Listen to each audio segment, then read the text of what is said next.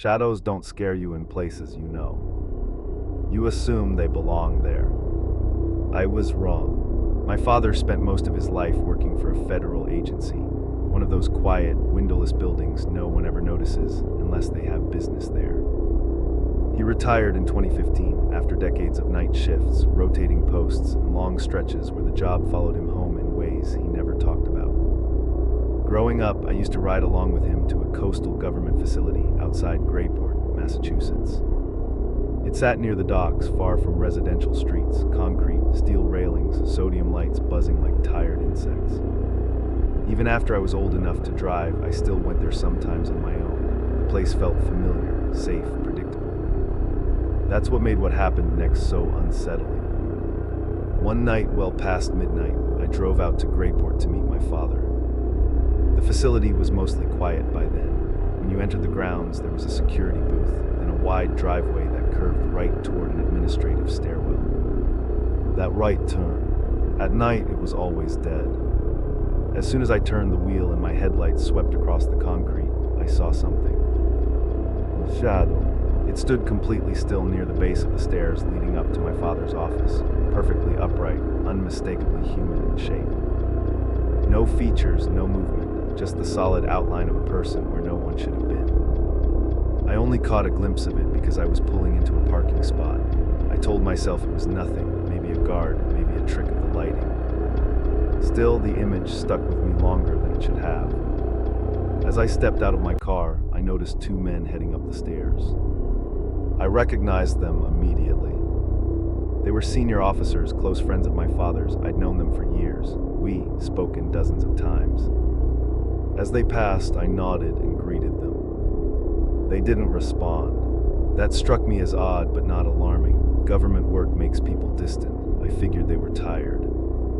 I hurried after them. Inside, I found the night duty officers at the desk and casually asked, "Hey, the two guys who just came up, where did they go?" They looked at me like I'd said something wrong. "No one's come up here," one of them said. I laughed, thinking they were messing with me. "Come on, I just saw them," I even said hello. Their expressions didn't change. One of them leaned back in his chair and said quietly, "Those two clocked out 4 hours ago. Their shift ended at 10. They're scheduled to return at 2 a.m. The room felt colder after that because I knew what I'd seen. And whoever or whatever had walked up those stairs had no business being there.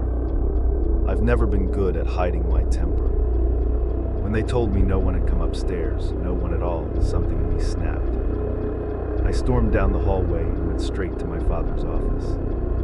I told him, almost shouting, that his juniors were messing with me. That I had clearly seen one officer and one soldier climb the stairs, that I'd greeted them, that they'd ignored me, and that now everyone was acting like I was either lying or blind.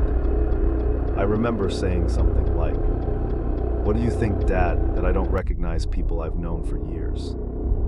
My father didn't raise his voice. He didn't even look surprised.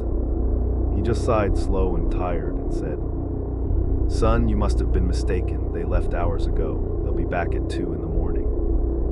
Then he looked at me properly, finally meeting my eyes. "And why are you here this late?" I told him the truth.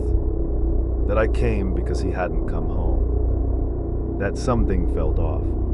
He paused, then nodded. "All right," he said, "go for now. I've got some work to finish. We'll talk later." There was something in his tone, something careful. Like he was choosing his words. I didn't leave right away. Instead, I sat with another officer in a nearby room, someone I trusted, someone I'd known for years. Time dragged, an hour passed, maybe more. The building was quiet in that heavy, late-night way. The kind of silence where every footstep echoes too long. That's when I saw it again. The same human-shaped figure, moving upward. The floor we were on had another level above it, a rooftop access point barely used at night. And there it was, that unmistakable silhouette climbing. I felt my chest tight. I turned to the officer beside me and said, half laughing, half angry, "So now what? Are you all just messing with me together? Look, they're going upstairs again." He didn't even turn his head. "There's no one there," he said calmly. "You're imagining things." That was it. I bolted for the stairs. I don't remember taking them two at a time, but I must have, because the next thing I knew, I was pushing through the door onto the rooftop. The air up there was cold. Still, and then on the left side, I felt it. Not saw, felt. Something pulling away. Like a presence collapsing inward, folding into nothing. It vanished. Not ran, not hid. It just ceased to be. My legs gave out. I stumbled back downstairs, shaking so badly I could barely stand. My hands wouldn't stop trembling. My breath came in short, panicked gasps. At the time, I was a smoker. I must have looked terrible, pale, hollow, unstable, because one of the soldiers immediately went to my father and told him, "Sir, your son just came down from upstairs. He's shaking." And for the first time that night, I realized this wasn't just my problem anymore. My father came running the moment he heard. He grabbed my shoulders and asked, "Son, what happened?" I could barely look at him. My throat felt tight, like something was sitting on my chest. "Take me home," I said, "please." The look on his face changed then. Not confusion, fear. He knew I smoked. He knew what nicotine withdrawal looked like. But this was different. I told him I hadn't smoked. That what was wrong with me had nothing to do with cigarettes. "I saw something," I whispered. When I asked him to send a soldier with me to walk me outside, he stiffened. "What's happened to you?" he asked quietly. "I'm scared," I said. "I'm afraid of this place." He didn't argue. A soldier escorted me out, and I didn't look back even once. The next day, still shaken, I went to see a religious scholar, someone older, respected, known for listening more than speaking. I told him everything, every detail, every shadow. He listened without interrupting. When I finished, he said only one thing at first. "Be grateful." I frowned. "For what?" "That you came back," he said, "because from what you're describing, escaping isn't easy." I asked him what he meant. He looked at me carefully and asked, "Do you use strong perfume?" "Yes," I said, "almost every day." He nodded slowly. "If what you encountered was female," he said, choosing his words, "then there is a chance it tried to attach itself to you." My stomach dropped. He asked if I felt different afterward. Strange urges, mood changes, gaps in memory. I told him no. He handed me a small amulet. "Wear this for a few days," he said, "then burn it." I did exactly as he told me, but I did it in secret.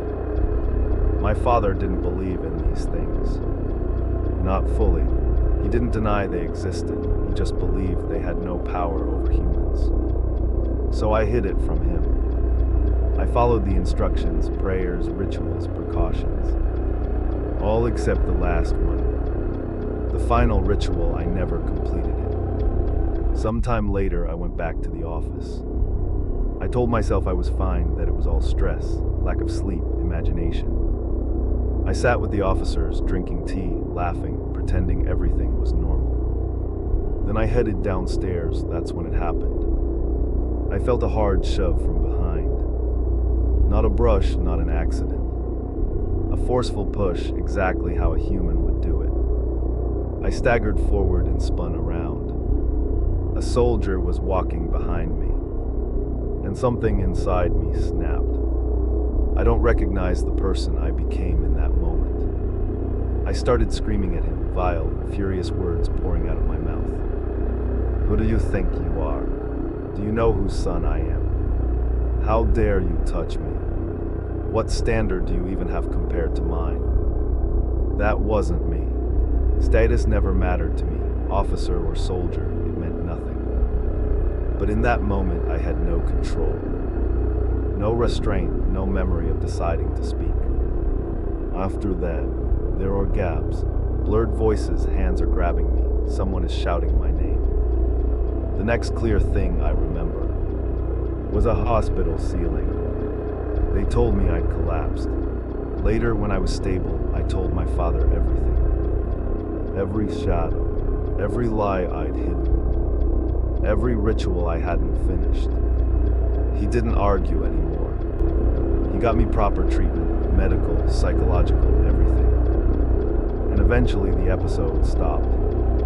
But even now, years later, I don't wear strong perfume. I don't stay out late near government buildings. And I never ignore shadows at the base of stairwells. Because some places don't let you leave them untouched. And some things don't need permission to follow you